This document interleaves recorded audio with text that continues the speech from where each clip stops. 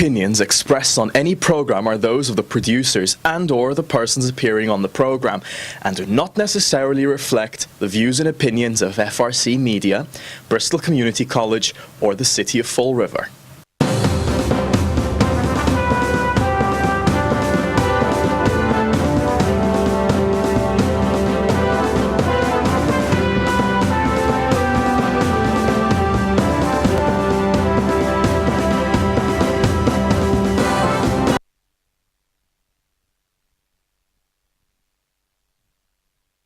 Boy, was last night a go-around for the City Council.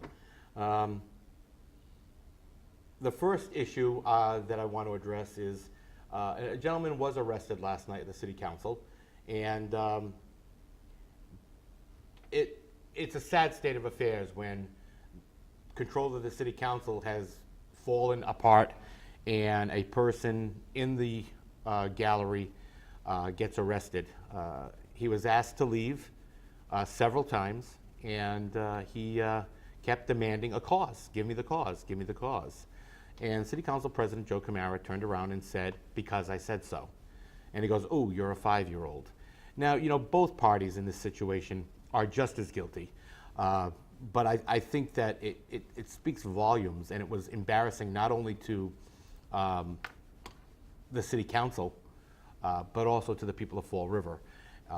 And I personally would like to apologize to the city clerk, the assistant city clerk, the city council secretary, and everyone present, because that behavior by both parties just was not acceptable. Chip, I mean, I was surprised you weren't there. I can only imagine what would have happened if you were. Well, I was covering the debate between Carol Faiola and David Steinoff right here in our own studio. I think that's an important election also. So I would have loved to have been there. You know, I normally, where you were carrying the ball, and you know, in order to effectively report on that debate, I think that we are going to give it some time today on today's show because it's a very, very important election. I wasn't there. I've heard you know, stories about what happened, and obviously you were there, and you know, I know you know exactly what went on, and from what I've been told. This was precipitated, I guess the individual who was arrested had given in citizens' input, and then Emerald Gaudette got up and he began to recall his names, and I don't know what he called them, but punks or whatever, and idiots or whatever. And I guess Council President Camara wasn't, he kind of gave him a little latitude with that before he called him in, and I guess that frustrated some people because when, and let me preface that by saying I think it's wrong for any side to name call. I mean, when you're down there in citizens' input, you have to deal with issues, and it's wrong on both sides, and two wrongs do not make a right. And the fact is, I think that it was Emerald Gaudette's name calling that precipitated this individual to get up and begin to create a scene, and he was wrong too. I mean, you know, you say your piece, and then if you're not happy with what the council president did, you can come to the next meeting and express your feelings, or you can get on talk shows the next day or write a letter to the editor and make it public. The whole thing just completely, from what I've been told, it seems fell apart, and it fell apart due to the fact that apparently the president has completely lost control of the council meetings, and had he maybe shut down Emerald Gaudette, the whole thing wouldn't have happened. But basically, we don't have two wrongs, we have three wrongs here. I think Emerald Gaudette was way out of line. I think the individual was out of line for not listening to the council president. But then again, the council president has to be looked at for not controlling the situation. You know, and the thing is you know, I hated hearing it when I was sitting in the city council chamber, to the point that I stepped out momentarily just so I could take a step back from all of it, in that they said, see, that's what these recallers are doing. That's what these recalls are doing. Just because somebody signs the petition to engage the recall does not mean the person's a recaller. It's everyone's right to sign that petition. And because somebody is vocalizing their dissatisfaction with city policy, city practice, or what's going on, also does not mean that they're a recaller. So don't paint everyone with one broad brush. We have this all the time, and now we have the lawyer for the mayor, Mr. Halpern, trying to say that all the recallers are, thugs, hooligans, punks. And we make jokes about that all the time with miscreants. But, the truth be known, these people are, patriots. They're revolutionaries. And they're trying to make a change in Fall River for the better. And whether you want to think this is slanted or not is irrelevant. The point of the matter is a lot of these people are putting in a lot of their personal time and taking time out of their working days just to be sure that your voice as a citizen is heard. And I agree. Whether you agree with the recall or not, I think that the recall has been responsible for both sides becoming re-engaged and reinvigorated in the process. And I think that will create something that's really, really necessary for us to have good government. That's participation.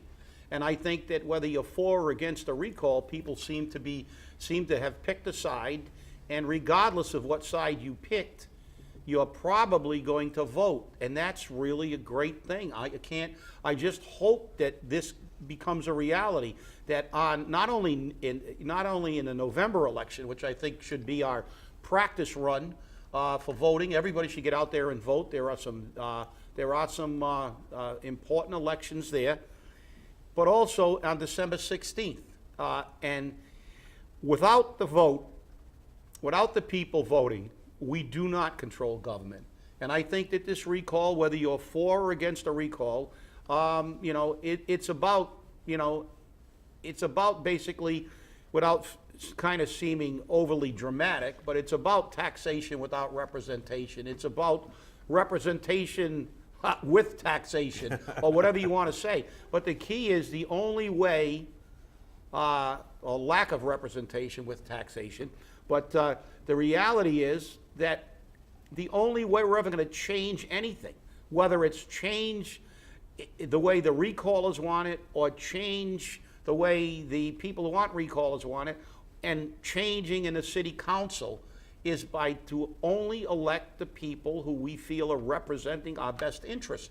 And I think regardless of you can't deny the fact that the people who created this recall are responsible for everybody getting involved. Even the people that dislike the recall are engaged again, and that's really important. It is. And I think, Councilor Pereira last night, made that statement very clear at the city council meeting that, whether you like this or not, they've never seen so many people come to a city council meeting and had so many people come and voice their concerns during citizens' input time. And to me, I mean, it just appears, and again, I don't want to assume anything or not, but it appears that citizens' input time to the council president and even to some of the councilors is becoming more of a hindrance to them than an acceptance. And, that bothers me. But moving on from this arrest, Dan Rigo decided to present a resolution for a vote of no confidence. And it went exactly as was thought, which is really sad. It went 4-3-1 with one absent. And the person who was absent was Councilor Pat Casey, who, from what I understand, just underwent a procedure at the hospital. Whether you like Pat or not, we wish you the best, Pat, and we hope you recover well. But 4 people for, 3 abstentions. You have to wonder what's, well, I should say 4 people for, 3 against, and 1 abstention. Well, as you said, that's exactly the way we would have predicted it. So we have 4 people who obviously, this is my opinion, who have a rational thought process. Right. We have 3 people without the courage to take a position, and we have 1 person that's a little delusionary. And I will explain why. Listen, whether you are a Will Flanagan proponent or opponent, anybody with a rational mind who believes that Will Flanagan or any other human being on this planet can effectively give 100% of his concentration to running a city, especially a city that's in the chaos that this community is, and give it his full attention, being under attack from so many different angles. Criminal charges, civil charges, pending civil charges, recall elections. I mean, the vote of no confidence isn't a vote on his humanity or whether you like or dislike him. The vote of no confidence is basically your confidence is in his ability to govern effectively. And anybody who thinks anybody can govern effectively with all this going on in their life, I don't know. I've seen people postpone world championship fights. I've seen people withdraw from elections with far less going on in their life than Will Flanagan has going on in his life.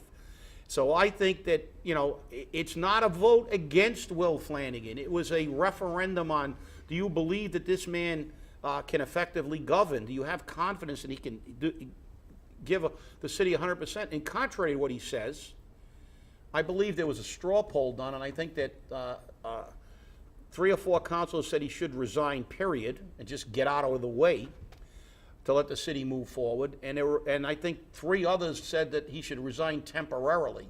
But of course, that was an off-the-record kind of thing. But the fact is, that means 7 people basically said that they didn't have confidence in him in one form or another. But then when they got in front of a camera, they didn't have the courage to do that. Well, and, you know, there's a belief that the 3 people who abstained from voting, which was City Council President Joe Camara, Councilor Jason Correa, and Councilor Paul De Silva. He actually said something besides Present. abstained from the vote because they have a criminal event coming in, you know, a criminal investigation currently pending, so they did not want to have that happen. But again, this is what happens, and you know, we go from there. And I noticed that our guest has arrived.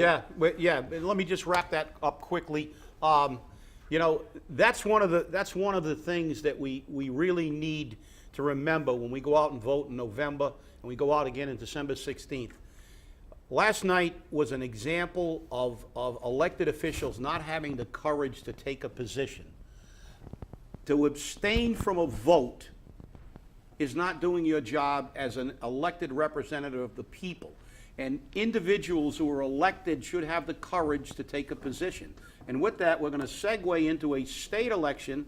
I said yesterday I wasn't at that council meeting because I was at the debate between incumbent Carol Faiola and her opponent, Dr. David Steinoff, and we have a guest from that debate. We said we were going to talk about it. David Steinoff, please join us.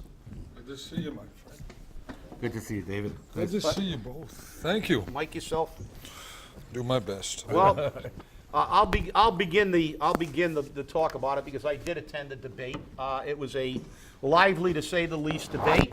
I think that you acquitted yourself very well.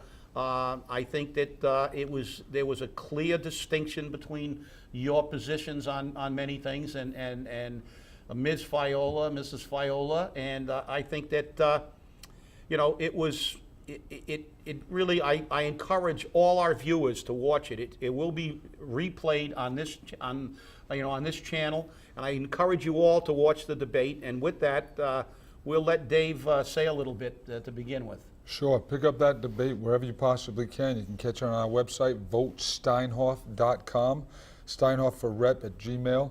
Please get on. He's telling me to look at this camera, I guess. Okay, I'm sorry. Please get on those cameras. Get on those websites. Take a look at the debate. Make your own judgments. I think we did extremely well last night. We brought up specific bills. We talked about specific problems. Most importantly, that Mrs. Faiola, though she claims to, is doing nothing to bring in local aid. She really hasn't stepped aside from I think the term is she's marching in lockstep with Speaker DeLeo. And I kept repeating that. By doing that, by voting with Beacon Hill all the time, she's not doing this local area as much good as it needs. And we need it more than any other place in the state. Yeah, well, and with that, since I was at the debate, I was watching the debate, and you can clarify something. I know you had a little debate about an issue that there was an amendment to a bill which basically stated, and you can correct me if I'm wrong, that any additional funds that the state accrued, 50% of those excess funds would then be turned over to local aid to come to our city, and Representative Faiola said, well, we already met and we determined it, and this was just a window dressing bill that realistically, we had already made an agreement, and it's not really the way things are done. And I just want you to clarify, because in my mind, the opportunity to take excess money, Should which always is be our looked at. tax money, Right. and should it, and say that we're going to get some of it back, and you vote against it. I mean, I'd just like you to expand on that, All right. that one little Did issue. you catch in the debate, and if you didn't watch it, you'll see it when you do pick it up. She kept trying to hop on the idea of being a Republican, Tea Party, etc. I'm not in the Tea Party. There are Tea Party people elsewhere, but that has nothing to do with this campaign. I am a Republican, and I'm proud to be a Republican, but I've said many times over, I'll work bipartisan, but that's Carol's biggest defense. I don't know if you remember last year, a little sidestep, she put out a mailer at the very end that showed some crazy dentist ripping a kid's tooth out with a pair of pliers, and all it said is, the dentist is a Republican. If that's her biggest pitch to try to win votes, well then, Carol, you should have lost last year and you will lose this year. She tried it again this year. She tried to suggest that those bills requesting, their amendments requesting that some of the excess revenue, we have more taxes coming in than our budget's writing up for, or than our budget needs. But that excess revenue is always siphoned off through the general budget or some other means to be used for projects up near Boston, for their MBTA, for other projects that they need to keep their constituents happy. What the bill suggested was, when the revenue is indicated, or when the revenue was added up, we have the opportunity to discuss using 50% of it for local aid to be dispersed throughout the state. 50% of that excess revenue. That was one bill. Another bill suggested adding $50 million to the existing budget, specifically for local aid to cities like ours. There are certain legislators, not just Republican, that get it. They understand that the cities like Fall River, need that money to make things work, to get us up to speed so we can compete with Newton, Wellesley, Cambridge. But she actually put the kibosh on it. She didn't even understand it. I half wonder if she did it willingly or unwittingly. But either way, she voted against that local aid. Well, I think that I have to interject here, because I know that CJ was once a Republican, and so I don't want to see, and I am a proud independent, and I have always voted for the candidate that I feel will best represent our area. And I think that that's important, because I'll remind some of our viewers, because there seems to be, this thing about if you're a Republican, you're immediately not with the people. I'll remind you all that Abraham Lincoln was a Republican, and Theodore Roosevelt, who established the national park system, was a Republican. And we've had Republican representatives for many, many years. Margaret Heckler represented this area very well, was a Republican. And I'm not saying that to promote the Republican Party. I'm saying that so everyone understands we have to look at the person, we have to look at the way they represent us. The party really is irrelevant. And that's one of the problems we face in America today. People are labeled, and it's used to disenfranchise them from a segment of the voters. And we should look at the issues, look at their platforms, and select the best representative for us, regardless of party. So with that with that being said, I think that we've got to get back on point. And I'll let CJ throw. Well, a question. you talk about this representative, Carol Faiola, who every time I've actually been in a room with her, she turns her head and walks away. Whether or not she knows whether I'm one of her constituents or not is irrelevant. You just don't do that as a politician. But in the reality, here was one of her economic development ideas, which was, let's put some pretty lights on the bridge. That will attract people to Fall River. No, We're going to spend $500,000 on putting pretty lights on the bridge. We're going to spend $1.5 million that she wants to, her and her husband want to do. They want to put dancing water on the waterfront. It's ludicrous. It's a waste of money. We have people who are starving for jobs. We have the lowest per capita income in the state. spare Lawrence. They might be beating us out slightly. And by the way, that $500,000 she talked about was just to initiate the planning and the study for those lights. The cost could rise up to $4 and $5 million. I don't know if that was clear. No, she didn't make that clear, and that's the whole thing. $500,000 just to get the project started, to have lights so that the people on the way to the Cape to spend their tourism dollars can have a better or prettier ride over our bridge. That's ludicrous. We want them coming into Fall River to see some of our incredible restaurants, to see some of our shops, and start building up the waterfront and the downtown the way it should be. Well, I have to, seriously question what her incentive is for being a state rep. Again, she doesn't have a lot of background in it. In her history as a governor's counselor, if you look at many, if not all, of the judges who were appointed, which all those appointments go through the governor's council, they were substantial campaign donors to Carol's campaign. Routinely. We called her on that last time. Yeah. She was constantly taking donations, even though other governor's council members refused, those same people, refused to take donations from those same judicial nominees. Carol took them, and not only that, but on Judge Curran, she took a donation from him and from family members, which is illegal, taking surrogate donations. But this is the nature of politics in Massachusetts. And my biggest concern is also the fact that, and again, it's a rumor. We can't get the allegation to be confirmed by anyone publicly, but that her husband used his position to also influence donors to her campaign by basically shaking down people who are looking for a business. You want a TIF? Well, while we're on that, before we get back to, I want to see how David would use that conceivably $4 or $5 million after we get. So would I would love to know.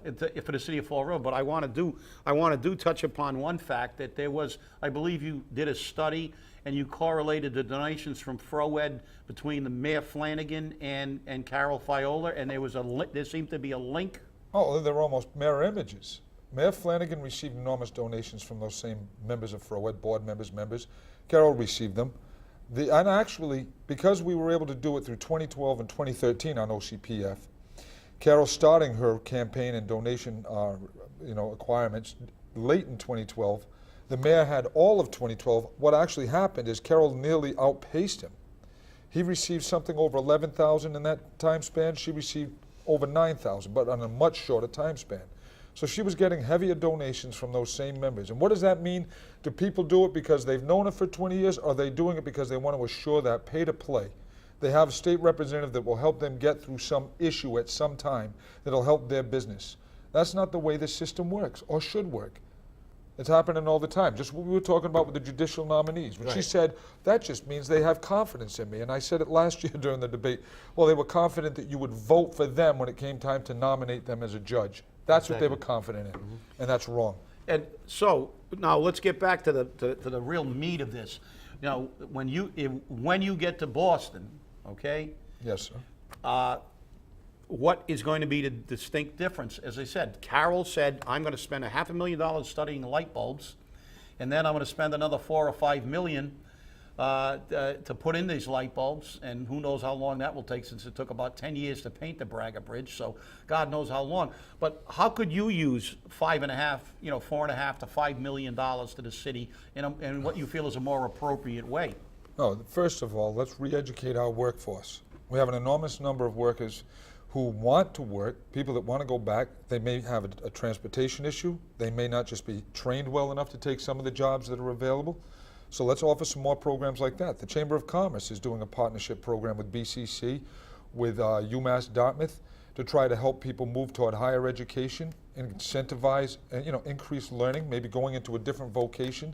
Those are programs that will help people get back to work, and that's what our people want. They want the chance to work. They want that paycheck so they can begin to contribute back to the tax system, back to our state. And how about the waterfront? Kenny Faiola actually embarrassed himself going at larger steamer. I don't know if many people remember this, but it was a Portuguese company, a large worldwide shipping concern that wanted to put short sea shipping, mid-sized container ships right here in Fall River and make us a hub, maybe servicing all of New England. When they came down to meet with the chamber, with the mayor basically walked out. Kenny Faiola, his surrogate, went in and embarrassed himself, embarrassed them, suggested we don't have enough storage. What do we all see around Fall River? Empty mills, empty waterfront. We could service that storage somehow. Weaver's Cove, use Borden Remington, whatever we need to do to get that storage here, which means the short sea shipping would bring in jobs. How could he work to keep that out? That question remains. Is it because he wants to help one of his special interest friends put a marina down there instead? Or maybe help them buy some land for a restaurant? As you pointed out to me in a conversation, Jerry Remy is about to go. Jerry Remy's, a nice restaurant, is about to be sold because we can't support that kind of a restaurant right now. How? With a per capita income of $20,000. Are we going to support higher-end restaurants? We said that at the beginning. Actually, it's 34. It's 34 household. 34 household, yeah, but the per capita is 20. Yep. And it's the, thank heavens for Lawrence, otherwise we'd be last in everything. I hate to besmirch Lawrence, but the fact is, without Lawrence, we would be. But see, that brings up a very critical point. We've only got like less than 3 minutes, but the fact is that the business as usual. I mean, we've got 3 minutes. We're going to give you some time. Your perception of her time as a rep. A lot of people seem to think it's same old business as usual. And when you go up there, what's going to be the difference with David Steinoff up there as our state representative? Let's not lose our way. I said it last night during the debate. We're talking about two people, Ken Faiola and Carol Faiola, who collectively bilk the taxpayers for $250,000 per year. She's doing this job so that Faiola franchise will have an extension right up to Beacon Hill. That power grab is exactly what she's doing this for. It's not to come out here and represent the people. She didn't even want to listen to one of her own constituents, you, about the retiree program. You took the time to draft that document, spend an awful lot of time on it to figure out a way to help save money for seniors, people on the retiree program that they just took a beating from the evisceration the mayor did on the health program. But you went to bat for them. You put that together. You approached her, not interested. You went to Alan Sylvia. Now Alan Sylvia and State Rep Michael Rodrigues and I believe Paul Schmidt are taking that ball. Am I right about that? Yeah, I know that Senator Rodrigues and Alan Sylvia appeared at the last retirees meeting, and they were the ones who signs on later. To me, is a dangling appendage. The fact is that it was Alan Sylvia when I said we need this to help the seniors. Because of the prescription costs and what the city's done to them. It was Alan Sylvia that picked up the ball and carried it. And without Alan Sylvia, and ironically enough, Carol Faiola is my representative. But that should have been her. It should have been her that would have been happy to take a bill like that forward, to have something that you worked on. So she says she goes out there and listens to people. I don't know who she's listening to other than her close friends and special interest people. Exactly. She needs to listen to the voters and what we can possibly do to get the city back on track. I said it last night, we have the most potential of any city in this area. We need that local aid to realize our potential. Think about some of the towns we compete with, Taunton, Brockton, other towns similar to us, gateway cities. Do they have the waterways we do? Do they have the rail we do? Do they have the highway access that we do? And the answer is no. We have it, we should use it, and we will be back on track. Well, there's never enough time for this show. We want to thank you for watching Spindle City Straight Talk. We'd like to thank Dr. David Steinoff, candidate for state representative of the 6th Bristol District, and hopefully you will be elected and continue to watch us. We're always here for you. Thank you very much. Our listeners, Dr. Steinoff, pleasure to have you here. And remember, everybody out there, vote early, vote often.